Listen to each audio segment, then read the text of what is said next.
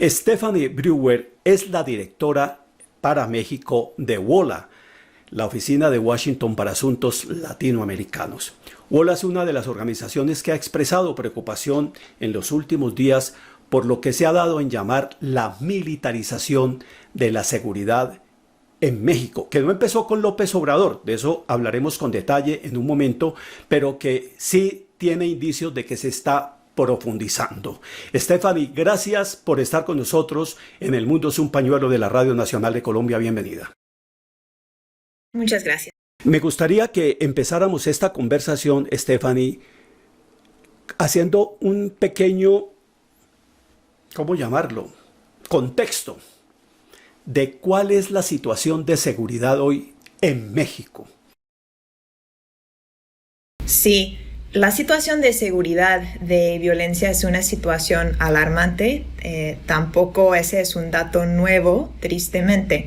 Pero empecemos por el contexto, justo como decías, más amplio. Si regresamos, por ejemplo, al año 2006, creo que muchas personas identifican ese año como el comienzo o fortalecimiento del modelo de la guerra contra las drogas o la guerra contra el crimen en México. En ese entonces, ante el aumento, ante la preocupación de la sociedad por los niveles de violencia, que vamos a poner en contexto también en un momento, pero ante esa preocupación llegó a la presidencia Felipe Calderón y su respuesta ante la violencia fue anunciar y poner en práctica un despliegue de fuerzas armadas, de fuerzas militares, para realizar tareas policiales, para combatir supuestamente la violencia. Sin embargo, durante el sexenio de Calderón aumentó la violencia y aumentaron drásticamente las violaciones de derechos humanos cometidas por fuerzas militares. Sin embargo, esa militarización, ese despliegue directo de Fuerzas Armadas, Ejército, Marina en tareas policiales siguió durante el sexenio de Enrique Peña Nieto, el presidente Peña Nieto, y ahora sigue, de esto vamos a hablar en el sexenio de López Obrador. Pero en estos 3 sexenios, estamos hablando ya de más de 15 años, del aumento de la militarización, del despliegue militar, los homicidios anuales se han más que triplicado. Hemos llegado a más de 100,000 personas reconocidas por el Estado mexicano como desaparecidas o no localizadas. La gran mayoría de esas personas fueron vistas por última vez en los últimos 10 años, 12 años. Entonces, el contexto macro que hay que tener en mente es aumento del despliegue militar, militarización como estrategia frente a la violencia, va de la mano con este aumento de la violencia y nos habla de una estrategia fallida que ahora se está profundizando. La situación hoy, en este sexenio de López Obrador, en este año de 2022, ¿cuál es? Si uno pudiera tomar un retrato de esa situación de seguridad y de violencia, Stephanie.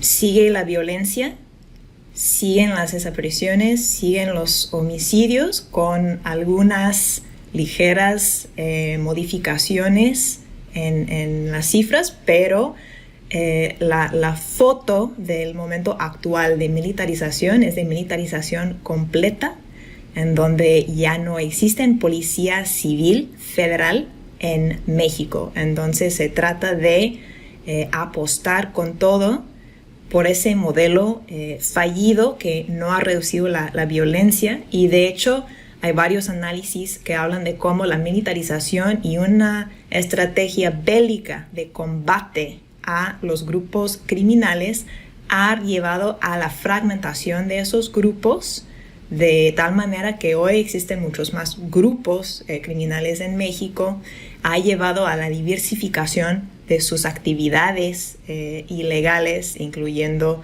por ejemplo, la extorsión, los secuestros, actos de violencia y de control a nivel local en muchas regiones del país.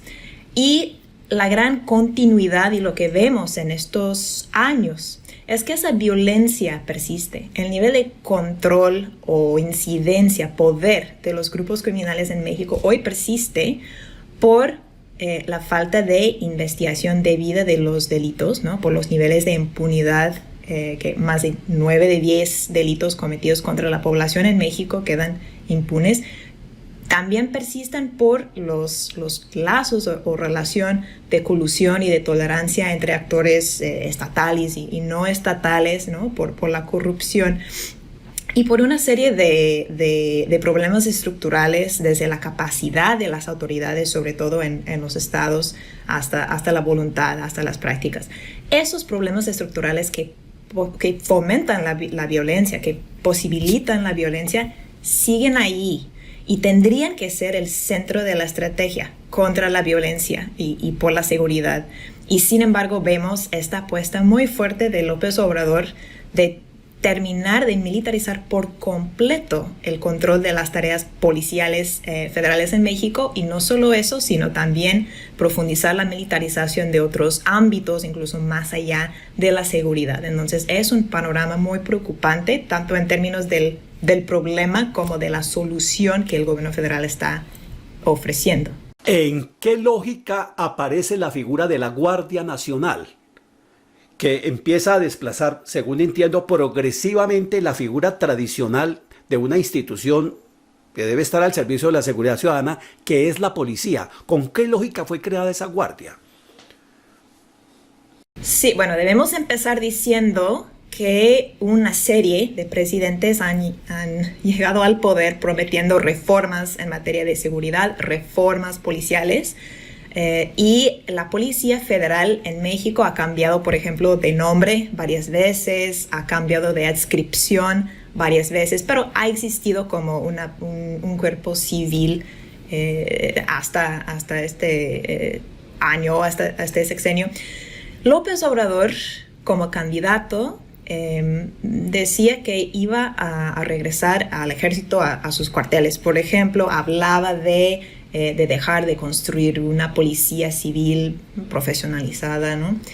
Pero ya como presidente impulsó la creación de la Guardia Nacional como nueva fuerza de seguridad federal o policial en México, con un enfoque desde siempre bastante militarizado. Sin embargo, se creó constitucionalmente en la Constitución, ¿no? Se reforma para crear la Guardia Nacional como un cuerpo adscrito a la Secretaría de Seguridad Civil en México, es decir, una Secretaría Civil, y si bien con un componente muy fuerte de capacitación, formación, reclutamiento militar desde el principio, pues en teoría era una policía, no una policía militarizada, pero una policía. Sin embargo, ahora, eso fue en 2019, ahora en 2022, en semanas pasadas, lo que acaba de pasar es que López Obrador impulsó otra reforma, ya no constitucional, sino de leyes,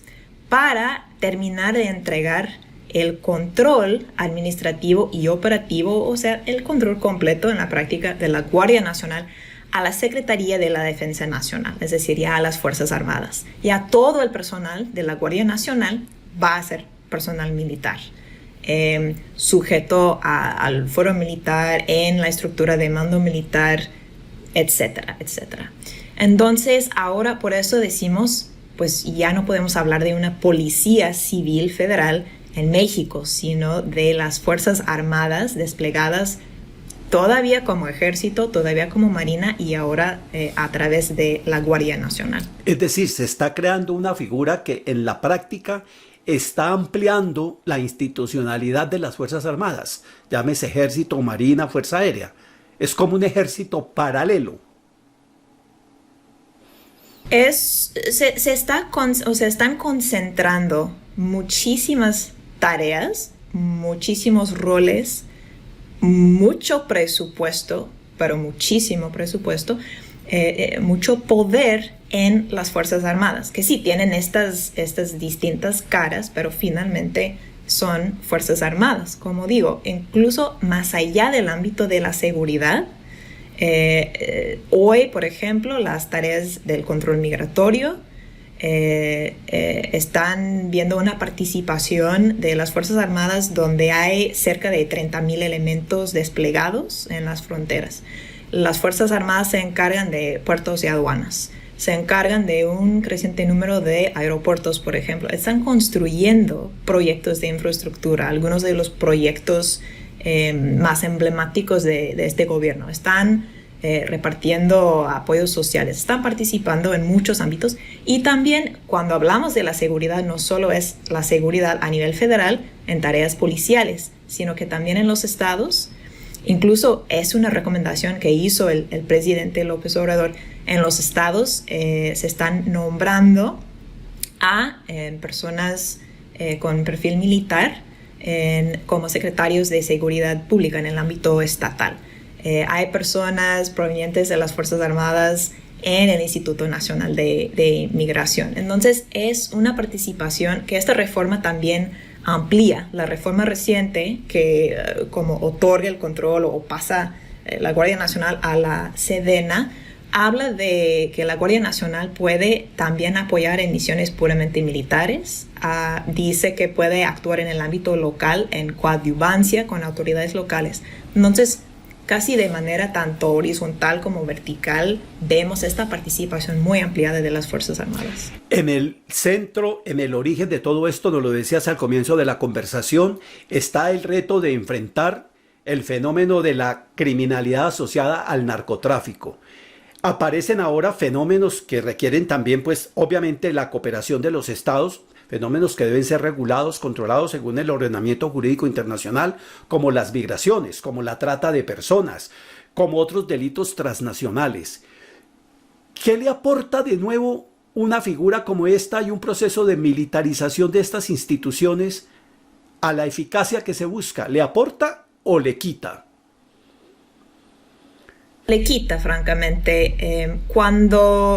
Regresando por un momento otra vez al sexenio de Calderón, y también debemos recordar, tampoco es que la militarización empezó en 2006, o sea, tiene también décadas la participación militar en algunas tareas de seguridad o en operativos antidrogas, etcétera, contra insurgentes, desde luego, ¿no? Pero hablando de este periodo un poco más reciente, ¿no? De guerra contra el crimen, ¿no? Contra la violencia. Cuando se anunció el despliegue militar, también se presentó en su momento como una medida temporal, tal vez no una medida rápida, pero una medida temporal, y la propuesta era, supuestamente, aprovechar ese tiempo para fortalecer las instituciones policiales, las instituciones locales.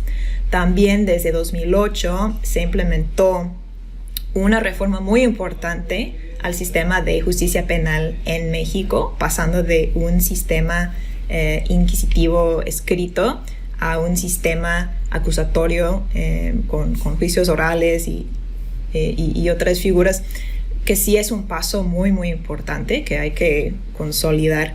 Entonces, de alguna manera se presentó la militarización como justo una forma de posibilitar esa profesionalización, de construir capacidades para hacer frente a los delitos y que luego pues, las Fuerzas Armadas pudieran justo regresar a sus cuarteles.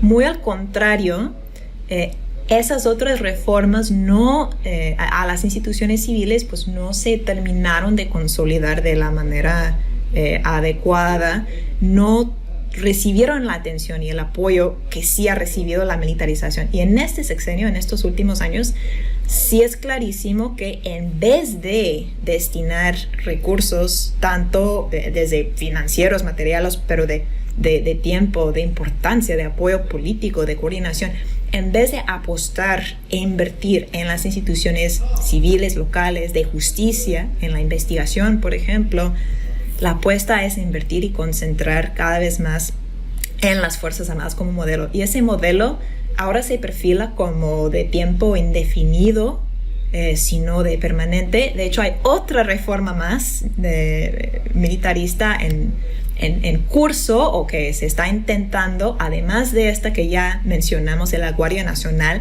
En días pasados, la Cámara de Diputados en México aprobó una reforma, ahora sí constitucional, para prolongar constitucionalmente el despliegue del Ejército y la Marina en tareas policiales hasta 2028. Esa reforma vamos a ver cómo le va en el Senado, pero ahí está. Ahora voy a mencionar también otro punto, porque estoy distinguiendo entre la reforma a la Guardia Nacional, que fue una reforma de leyes, y esta otra que es constitucional. Debemos también mencionar que esa reforma de leyes a la Guardia Nacional va en contra de la Constitución. Hasta el día de hoy, la Constitución mexicana dice: la Guardia Civil será una institución policial de carácter civil. Entonces ahí tenemos otro problema. En esto han participado muchos actores políticos e institucionales. Quisiera que desde la dimensión política e institucional nos ayudes a encontrar una respuesta de por qué ha habido tanta proclividad a permitir que eso avance y avance y avance, no obstante las advertencias que se vienen haciendo atrás sobre lo peligroso que puede constituir este proceso y que podría terminar en una deriva autoritaria, militarista, pura, en una democracia con todos sus defectos y virtudes como la mexicana. Entre esos actores, primero que nada, hay que mencionar a las propias Fuerzas Armadas como actor, porque ciertamente llevan mucho tiempo queriendo este tipo de reformas, una reforma legislativa o constitucional para formalmente darles facultades para actuar como policías. Porque de hecho, todo lo que han estado haciendo en estos sexenios pues va en contra de la Constitución y del papel previsto para las Fuerzas Armadas en México. Y también las Fuerzas Armadas están participando activamente en diseñar ahora las reformas institucionales que se están dando. Entonces, ese es un actor. Ahora, de los actores políticos, como mencionaste al principio, no es que López Obrador haya llegado de la nada con propuestas de militarizar. Felipe Calderón es del partido PAN, Enrique Peña Nieto es del partido PRI. Ahora López Obrador es de un partido relativamente más nuevo que se llama Morena. Y la militarización también se está dando con la aceptación o participación o apoyo de diferentes gobernadores, actores a nivel estatal o local, y también de diferentes partidos. La reforma constitucional para prolongar hasta 2028 el despliegue militar fue propuesta por el PRI. Entonces, ¿eso qué nos dice? Nos dice que este no es un tema de un partido, si bien se ha profundizado ahora bajo Morena. No es un tema de un solo partido, sino un problema de cómo diferentes actores políticos y gobernantes ven en las Fuerzas Armadas o en el despliegue militar una acción que pues yo creo que la ven como algo que pueden presentar a la sociedad y decir: miren, estamos tomando acciones muy fuertes, muy decisivas a favor de la seguridad, porque aquí está el ejército desplegado. Y ciertamente para la población que está acostumbrada tal vez al abandono de las fuerzas de seguridad o de las instituciones del Estado o la corrupción, que saben que a lo mejor no puedan contar con el apoyo de su policía local, etcétera, o que ven la violencia criminal en su localidad. Esa opción, si esa es la opción que ofrece un político, pues a lo mejor les parece como la opción, ¿no? A falta de otras propuestas o hasta que vivan las consecuencias de esa estrategia, tal vez. Entonces, vemos una y otra vez que en vez de abordar los problemas estructurales, en vez de invertir en soluciones que a lo mejor van a requerir incluso más de un sexenio para solucionar, se opta por esta respuesta como que es vista como más rápida, más eficiente, dejando al lado las reformas todavía pendientes. Sorprende mucho que esa profundización se esté dando bajo el gobierno de Andrés Manuel López Obrador, que por sus antecedentes políticos y por su discurso ideológico, pues se supone que está localizado en los sectores de la izquierda progresista de América Latina, y que estas decisiones corresponden más a lo que podría esperarse de gobiernos típicamente de derecha, por ejemplo como el de Piñera, como el de Macri, como el de Bolsonaro, pero no de un gobierno que tiene las banderas de la izquierda progresista o democrática o de la centro izquierda. ¿Qué explica eso? Quizá un factor externo, los Estados Unidos, que están respirándole aquí en la nuca a López Obrador, y quizá haya un pacto que no conocemos entre Washington y México en ese sentido, ¿o no? Pues en realidad justo este cambio de postura de López Obrador sorprendió y decepcionó desde luego a un sector de su propia base o de la gente que había apoyado a López Obrador, pues, viendo en su presidencia la alternativa, ¿no? el cambio, la transformación, y creyendo en lo que decía como candidato, que justo iba a regresar al ejército a los cuarteles. Obviamente llega a la presidencia y él lo que ha dicho es pues que ya confrontado con la complejidad de la realidad, el tamaño de los retos, pues más bien optó por este camino. Ahí estaban las Fuerzas Armadas para ofrecerles su análisis, su información, sus propuestas. Pero tristemente aquí podemos hablar de una brecha muy grande entre la evidencia, los hechos, entre lo que establece la propia Constitución, entre lo que a lo mejor que creíamos que se podía esperar de un candidato como él, y su discurso ahora, porque presenta él dice, por ejemplo, para dar un ejemplo muy concreto, ahora mismo con la reforma a la Guardia Nacional, pues obviamente muchas personas están protestando y manifestándose contra la militarización. Y López Obrador dice, esta no es militarización. Dice que estas ya no son las Fuerzas Armadas de antes, porque él ha dado la instrucción de no reprimir. Entonces ya no son las de antes. Y dice además, siempre ha dicho que, por ejemplo, el ejército es pueblo uniformado, ¿no? Que son personas, muchas de ellas de origen humilde. O sea, este es otro de sus argumentos. Sin embargo, por más que él haya dado una instrucción de no reprimir, por ejemplo, o por más que él represente o se piensa que representa otra opción política, en las mismas Fuerzas Armadas no han existido los procesos de transformación, de rendición de cuentas por todos los abusos graves cometidos hasta el momento. No se han abierto al escrutinio, no hay mecanismos de control, de supervisión, de transparencia. O sea, no hay ninguna transformación como para decir que ya no sean las Fuerzas Armadas de antes. Son esas instituciones, es ese modelo. Y yo diría que incluso quienes apoyan a López Obrador o quienes confían en López Obrador o quienes creen que si ahora no estamos viendo, cosa que es cierto, no estamos viendo los mismos niveles de números absolutos de graves abusos que hace 10 años, e incluso si creemos en eso, ¿qué va a pasar cuando ya no esté López Obrador? ¿O qué pasaría, o sea, si llega alguien con otra postura a la presidencia, con una postura más de mano dura? Pues ahí va a estar toda esta estructura militar. Ahora, de Estados Unidos,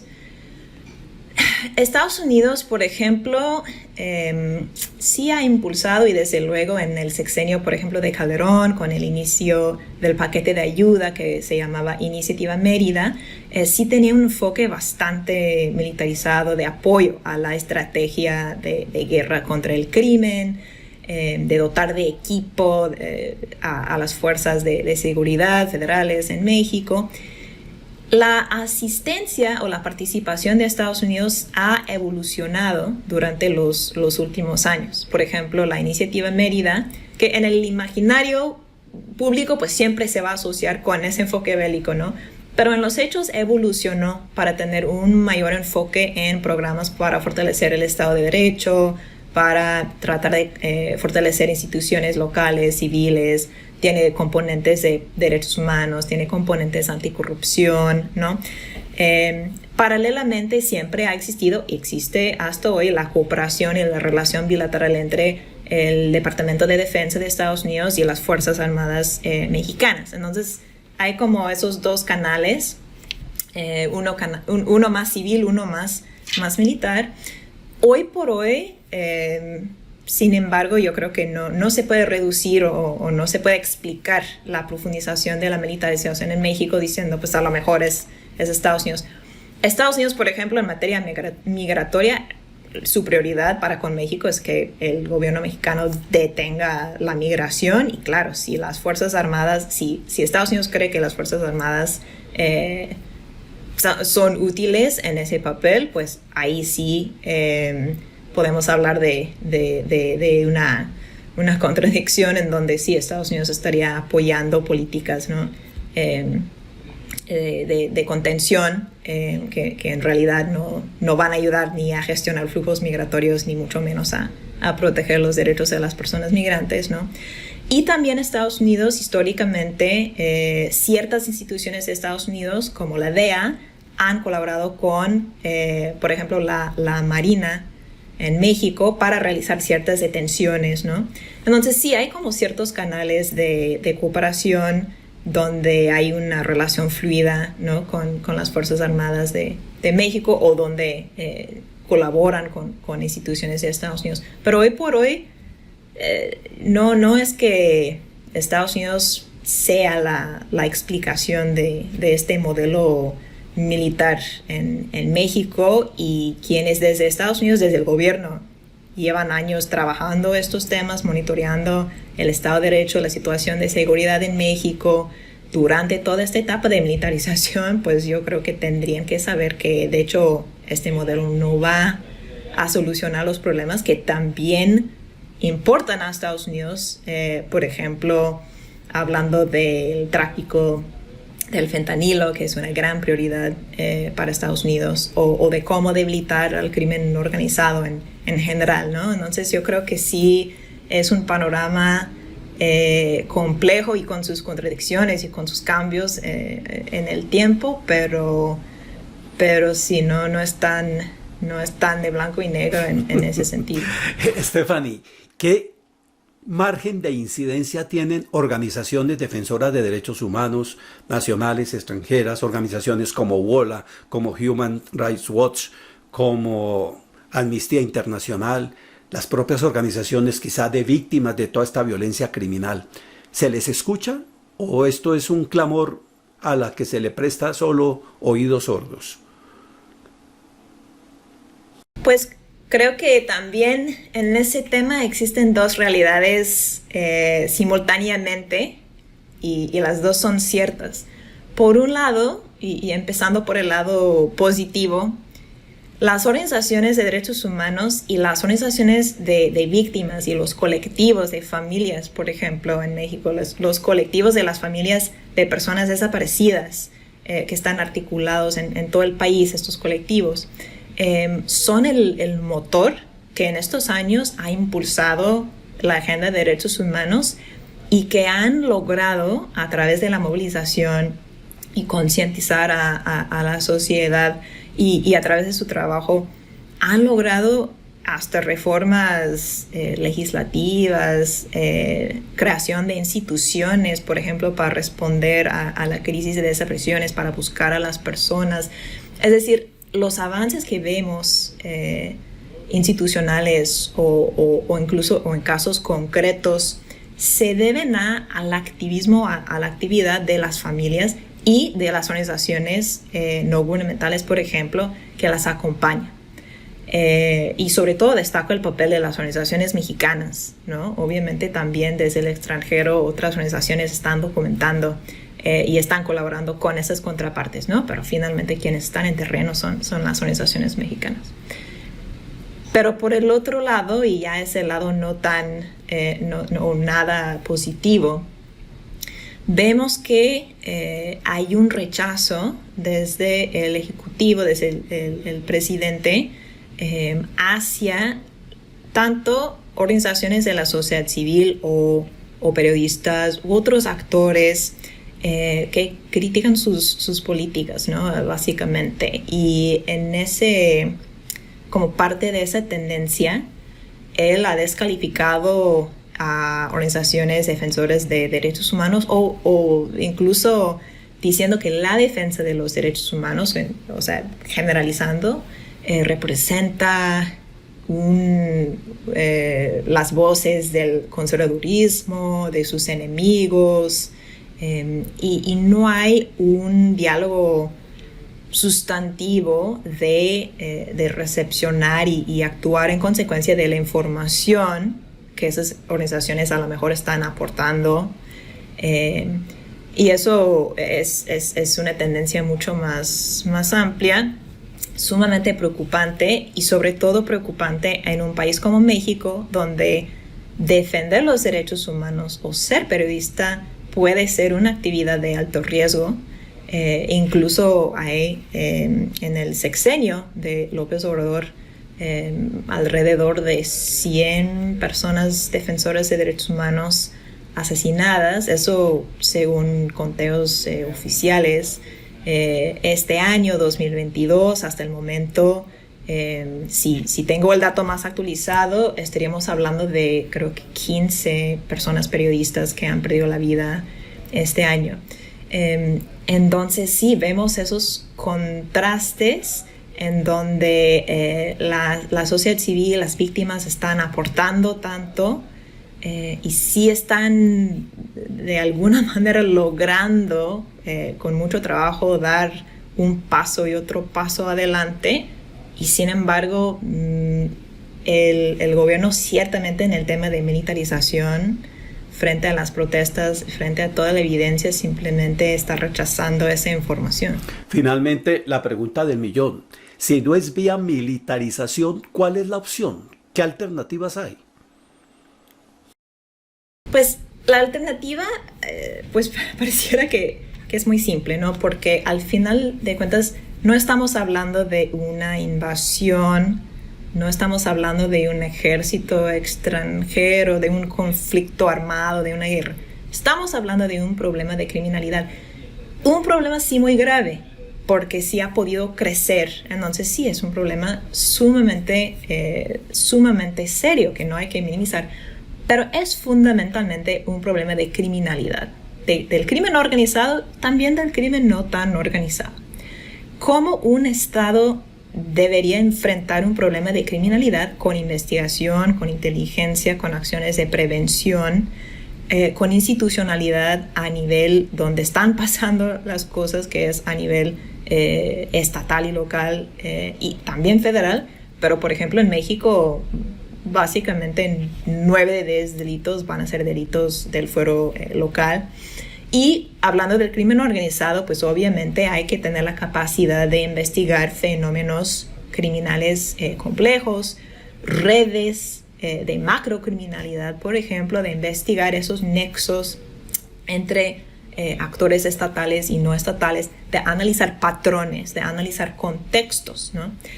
Y todos estos elementos y la necesidad de tener un sistema de justicia penal capaz de responder eficiente, con recursos, ¿no? Con capacidad, con debido proceso, con transparencia, todo eso se ha identificado durante años y años. Es lo que prácticamente cualquier analista, si tienes esta misma conversación con cualquier otra persona, prácticamente te van a decir lo mismo, ¿no? No es nada nuevo, pero esa es la vía, y esas son las herramientas exclusivas de un Estado. Son herramientas con las que no cuentan los criminales, por así decirlo, ¿no? En vez de reducir todo a un enfoque militar de presencia territorial o de combate, ¿no? O de, como hace varios años, de combate frontal. Claro, si tratas el problema como un problema de guerra y respondes con un ejército y con la fuerza, pues también así te van a responder y nunca vamos a salir de ese ciclo. Entonces, esa es la vía.